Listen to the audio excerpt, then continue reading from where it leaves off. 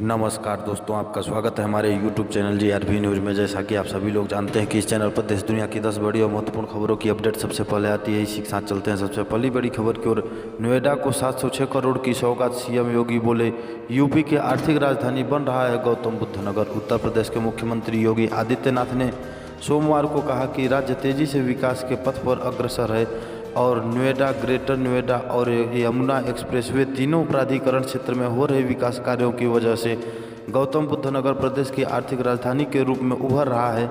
मौसम की खराबी के कारण सीएम योगी नोएडा नहीं जा सके। शिल्प हाट में आयोजित होने वाले उत्तर प्रदेश दिवस कार्यक्रम का लखनऊ से वीडियो कॉन्फ्रेंसिंग के जरिए योगी ने शुभारंभ किया। उन्होंने उत्तर प्रदेश दिवस के अवसर पर 706 करोड़ रुपए की विभिन्न विकास योजनाओं का लोकार्पण किया और शिलान्यास किया, जिसमें मुख्य रूप से गोवंश आश्रय स्थल, सामुदायिक केंद्र का निर्माण, Noida expressway, racer facing centre, sector 78 में बनने वाले वेद वन पार्क, भूमिगत पार्किंग, बायोडायवर्सिटी पार्क आदि शामिल। इसी के साथ अगली खबर। ट्रैक्टर रैली के बाद संसद कुंज करेंगे किसान। 1 फरवरी को पैदल मार्च का किया ऐलान। दिल्ली बॉर्डर पर आंदोलन कर रहे किसानों ने सोमवार को एक बड़ा ऐलान किया है। किसान गणतंत्र दिवस पर ट्रैक्टर मार्च के बाद 1 फरवरी को संसद मार्च करेंगे। सिंधु बॉर्डर पर आयोजित प्रेस कॉन्फ्रेंस में ट्रैक्टर रैली पर पुलिस की आशंकाओं को भी किसानों ने दूर किया। किसानों ने कहा कि दिल्ली के आउट रिंग रोड पर हम शांतिपूर्ण तरीके से ट्रैक्टर रैली करेंगे और रैली करने के बाद अपने स्थान पर वापस आ जाएंगे। हमारा आंदोलन 26 जनवरी के बाद भी चलेगा।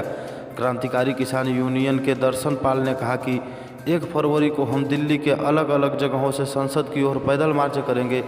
इस दिन कैसे कहाँ जाना है ये हम 28 फरवरी को तय करेंगे। इसी के साथ अगली खबर। यूपी पंचायत चुनाव, ग्राम प्रधान प्रत्याशियों के लिए चुनाव आयोग का नया आदेश। यह करना होगा जरूरी। यूपी में होने वाले पंचायत चुनाव में पंच और प्रधान के प्रत्याशी पूर्व या निवर्तमान माननीयों को चुनाव अभिकर्ता एजेंट नहीं बनाएंगे।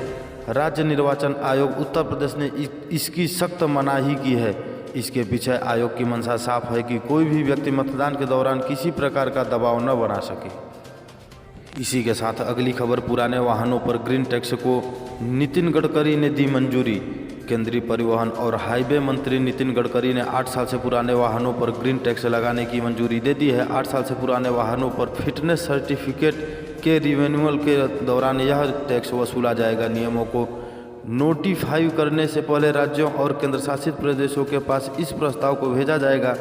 परिवहन मंत्रालय ने सोमवार को इसकी जानकारी देते हुए बताया कि इस टैक्स से मिलने वाले राजस्व का इस्तेमाल प्रदूषण को नियंत्रित करने के लिए किया जाएगा।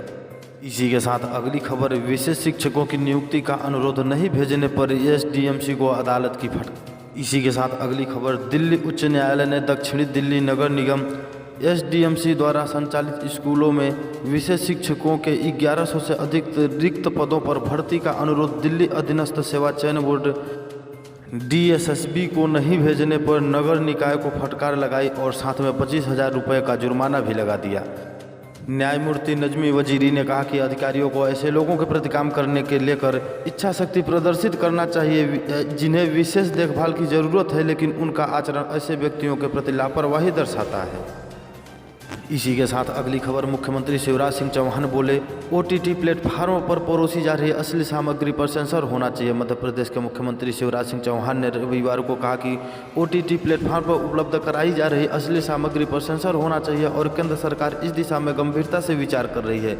राष्ट्रीय बालिका दिवस के अवसर पर बेटियों की सुरक्षा, जागरूकता, पोषण, ज्ञान तथा स्वास्थ्य के अनूठे अभियान पंख की यहाँ शुरुआत करते हुए चौहान ने कहा, आज ओटीटी प्लेटफार्म पर परोसी जा रही सामग्री अश्लील है। छोटे बच्चों द्वारा इंटरनेट और मोबाइल पर इस अश्लील सामग्री को देखने से दुष्प्रभाव नज़र आ रहा है। मोबाइल पर इस तरह की सामग्री देखने के बाद 12 साल के एक लड़के ने दुर्व्यवहार किया। वैधानिक प्रावधानों द्वारा इस प्रसार को रोकने के लिए आवश्यकता है। क्या ऐसी सामग्री पर सेंसर नहीं होना चाहिए? उन्होंने आगे कहा, भारत सरकार इस पर ओटीटी पर सेंसर लगाने पर गंभीरता से विचार कर रही है। और चौहान ने कहा कि मेरा संकल्प है कि महिलाओं के विरुद्ध अपराधीकृत करने वाले दुष्ट लोगों को नहीं छोड़ा जाएगा।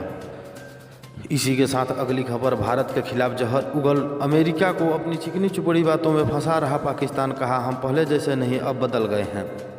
जो बाइडेन के अमेरिका की सत्ता में आते ही आतंक का पनाहगार पाकिस्तान अब बाइडेन प्रशासन को अपनी मीठी मीठी बातों में लुभाने की कोशिश में जुट गया है। पाकिस्तान ने बाइडेन प्रशासन को कहा कि वह अब बदल गया है और नए ज़मीनी हकीकत के आधार पर उसे रिश्ता डेवलप करना चाहिए, जबकि हकीकत तो यह है कि पाकिस्तान अब भी वही आतंकिस्तान है। पाकिस्तान के विदेश मंत्री शाह महमूद कुरैशी ने रविवार को कहा कि उनका देश अमेरिका के नए प्रशासन के साथ काम करने के लिए तैयार है। कुरैशी ने साथ ही इस बात पर जोर दिया कि पिछले 4 वर्षों में पाकिस्तान बदल गया है, दुनिया बहुत बदल गई है और कोई भी संबंध एवं जुड़ाव नई ज़मीनी वास्तविकता के आधार पर विकसित होने चाहिए।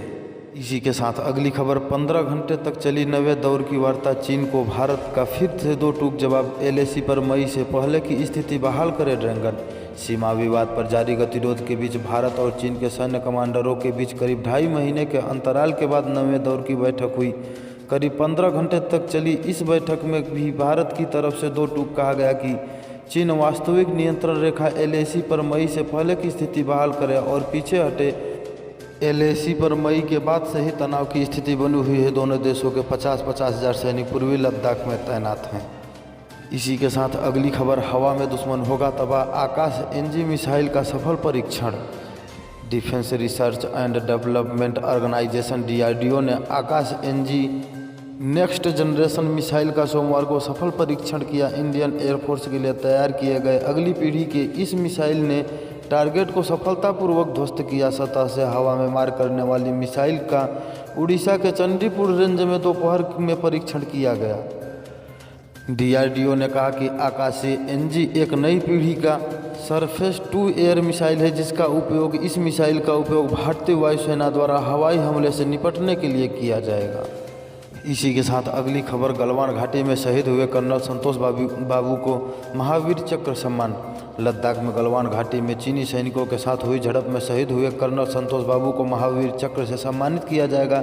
महावीर चक्र भारत का दूसरा सबसे बड़ा वीरता पुरस्कार है। बता दें कि 15 जून को पूर्वी लद्दाख के गलवान घाटी में चीनी सैनिकों ने भारतीय इलाकों में घुसपैठ की कोशिश की थी। इस दौरान दोनों देशों के सैनिकों के बीच हिंसक झड़प हुई थी, जिसमें 20 भारतीय सैनिक शहीद हुए थे, तो चीन को भी भारी नुकसान उठाना पड़ा था।